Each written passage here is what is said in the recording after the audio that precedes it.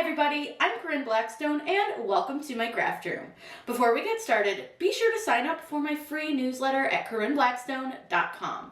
You can also join the website, which is completely free. That's going to give you access to all of my free SVGs and a lot of other great stuff as well.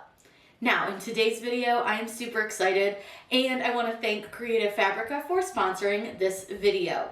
I'm going to show you how to make a really fun stained glass piece of art. This is super easy to do and you probably have all the materials that you really need to make this. All you're going to need is a picture frame of any kind that you want, some vinyl, and some Sharpie markers. This design is from Creative Fabrica and it is part of their All Access membership. Now, because they're sponsoring this video, they're offering an All Access membership for $1 for the first month and just $19 a month after that. Cancel anytime. I will link that down below if you'd like to check it out. One of the things that I love is that just about everything on their website is included when you have All Access. So it's a really, really great value. So I would highly recommend checking it out. Again, I will put that link in the description down below. But let's get started. I'm going to show you how to set up this really fun design, how to color it in, and we're going to have a really cool craft when we're done. Whatever we would do, we do it just for fun. We are, of course, going to use a Creative Fabrica file, and don't forget about that $1 All Access for the first month and $19 after that. Such a great thing to have because I can use anything off their website and it just makes life so much easier. I don't have to try to create my own designs, especially when I want to do something like really quick, kind of like this one. We're going to do this cool stained glass, and I found this really neat raven that I thought would be so fun for a Halloween decoration. So what I'm going to do first is click download, and it's going to bring up the folder and ask me where I would like to save my image. So I'm going to save it into CRICUT, I'm going to save it under animals, and I'm just going to click save. Then all I need to do is open that folder that has downloaded, and I just need to extract all. So I'm just going to click extract all, then click extract. Now it's going to open up my folder that has my extracted files in it so that I can easily just use these files. Now for me, I'm never going to use the DXF or the EPS file, so I just automatically delete them just to save some space on my hard drive. Now we'll head over to Design Space and I'll show you how to upload. Over in Design Space, simply click Upload, and then you can click Upload Image. Now, from here, you can either browse for your image, or I just like to drag and drop. So I'm going to open the folder that I had saved it in, just drag my SVG over and drop it into our Design Space. Now, you'll see here we have our SVG, and all we have to do is click Upload. Once it's in our recently uploaded images, just choose that, click Add to Canvas, and it's going to put it on to our canvas for us to use and get ready to cut this. Now we do want to size it. We're putting this on a 5x7 picture frame, so I want to size it down a little bit. I want to make it a little under 5 and a little under 7 because I do want a little bit of a border. So I think that's a pretty good size for this. But now I want to show you something really quick so you can kind of see why you need to do a few things before you actually get ready to cut this. You'll notice over here we have a bunch of different layers because our main layer is one item, but then all these stars are separate items. So if I click make it right now, it's going to put those stars all next to my image and not in the image where they were. So I'm going to cancel this really quick and show you a quick way to fix that. So what you're going to do is you select your entire design and you can choose attach. Now, another option is to choose weld, but that doesn't always work, so attach is usually a pretty good option. But if you'd like to make it all just one layer, you can do weld, but occasionally when you weld these, it will make the image like have spots that aren't supposed to be filled in, and it'll fill them in. Now, it didn't do that on this one, so that's great, but sometimes it does. So really just kind of think about how you want to do it, how you want to use it, and items like that. Now, you'll want to think about where you're putting your image. Are you going to put the vinyl on the back of the glass or on the front? For me, I prefer to put the vinyl on the front and then I color the back of the glass. But if you want to put it on the back of the glass, you'll want to make sure that you mirror the image by using the flip option and just flip it horizontal. Now, it doesn't necessarily matter if you do this because there's no words, but the moon, typically when it's a crescent moon, it does face a certain way. So it's really just up to you. Because I'm putting mine on the front, I'm just going to flip it back to the way it was because I kind of like it facing that direction. Now you'll notice that when I click Make It, it's going to have everything exactly the way I had it set up. Now we're going to cut this with the StarCraft HD, which is a permanent vinyl, super easy to work with. And what I like about the HD is that it cuts these smaller details really, really nicely. I will say though, make sure that you have a good mat to use with this and also a fairly new blade. You don't want to use a blade that's really been kind of cutting things up a little bit weird because it's going to tend to grab these little sharp edges and things. And you definitely don't want it to do that because it will damage your image. So let's go ahead over to the machine and get this cut out. We'll get it weeded, and then I'm going to show you how to make a really cool looking stained glass design. We're going to be working with StarCraft HD. This is the matte. It really doesn't matter which one you use. You can use whatever you like, but I thought the matte would look kind of cool. So I just cut it down to size because I have a big 10-yard roll of this. So I'm just going to make sure to press it on to my mat. We're going to load it into our CRICUT. And like I said, this cuts on the vinyl setting.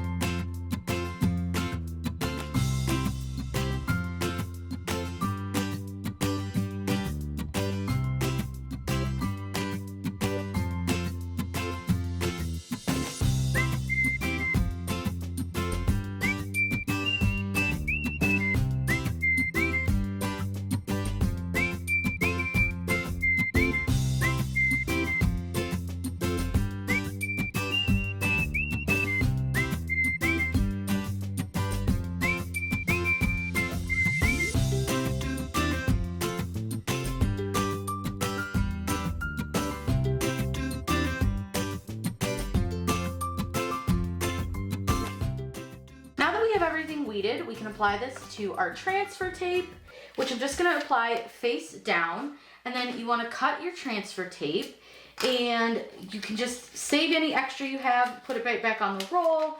It's up to you how you cut your transfer tape, but for me, I just try to kind of just give it a good cut.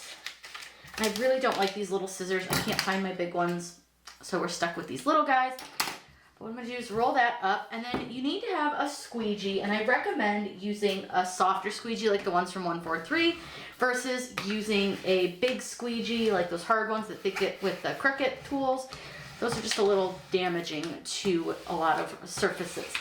So what I'm doing is burnishing it from the back, and I find that that works best for me. And then what I do is I remove my vinyl backing from the vinyl versus the transfer tape from the backing. Now I will say this did seem to cut a little deep in a couple spots, so that may make getting this off the transfer tape or the backing just a little more difficult. I switched my blade and I didn't use less pressure, and I probably should have. So what I'm going to do is just very gently roll this back, making sure that all of our details stay down on our transfer tape. I forgot that I changed my blade, and I did forget to change that pressure, but that's okay. You can work with it. You just need to do it a little bit slower. And you'll see that I'm kind of rocking it back and forth a little bit like this, and that does help it come off just a little easier.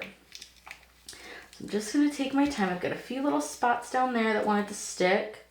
I'm right at his feet. Now I do have a spot right here that is wanting to stay on the backing. So if that happens, what you can do is use your pin pen just to loosen it from the backing a little bit, and that should help it come off. So I'll usually just kind of run my pin pen along there, and then you can kind of just flatten it out. And I usually hold it down a little bit, just making sure that it stays down. And it may still lift a little because you do still have some stuck to the backing. But again, you're just going to take your time and just very gently move your backing off. Like I said, it cut a little deep, not uncommon if you change your blade out. And I don't know how well you guys can really see that in the reflection, but you can see quite a bit of the pattern in the backing, and it did cut a little too deep. Again, easy fix, not a really big deal.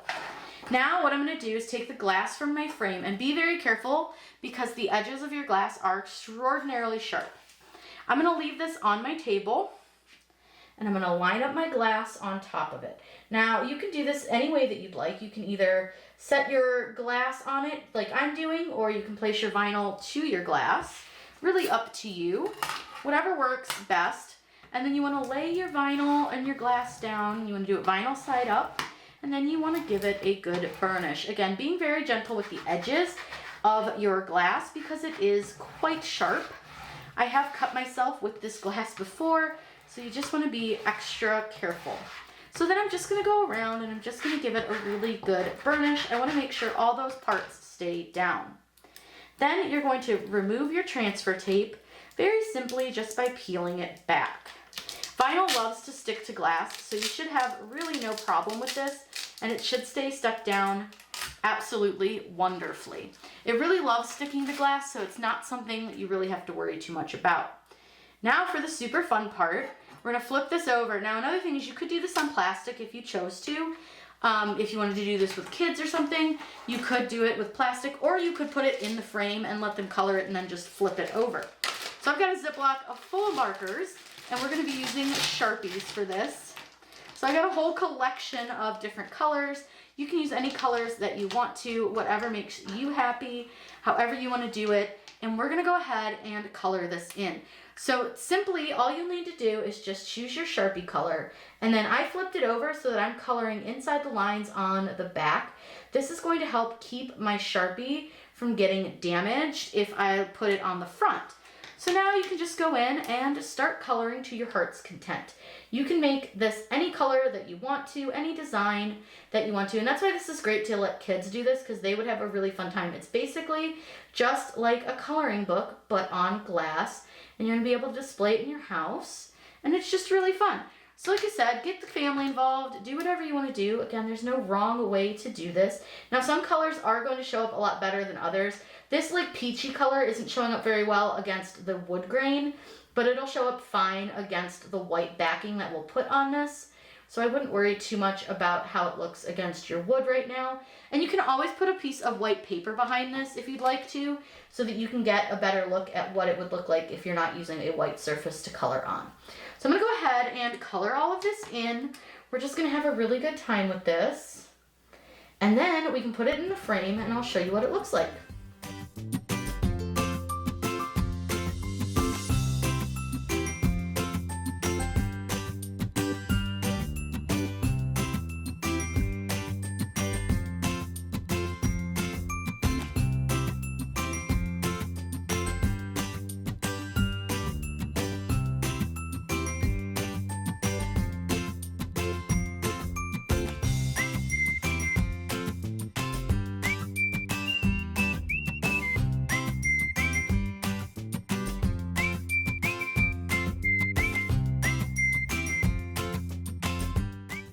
Now that I've got everything colored in, I let it dry for a few minutes because you definitely want to allow it to dry. You want to make sure that you put the vinyl side out into your frame. So again, this is just a frame from the Dollar Tree. I love the Dollar Tree for this kind of stuff. And then I'm going to put a piece of white paper behind it. That's going to allow it to stand out more. Now, if you can find a floating frame, that's excellent because you're going to be able to put it like in some light and it's going to look really pretty. So what I'm going to do is go ahead and put these down just to hold it in place. We'll flip it over and let's see how it looks. This is so fun. I love it. I think it came out really cool. The colors are super bright. And again, this was so simple. And it's probably all stuff that if you're a crafter, you already have. You likely already have Sharpies. You can download a design off of Creative Fabrica. And especially if you have that $1 all access for that first month, go crazy. Download all the things. It's only $19 a month after that, and everything on their website's included.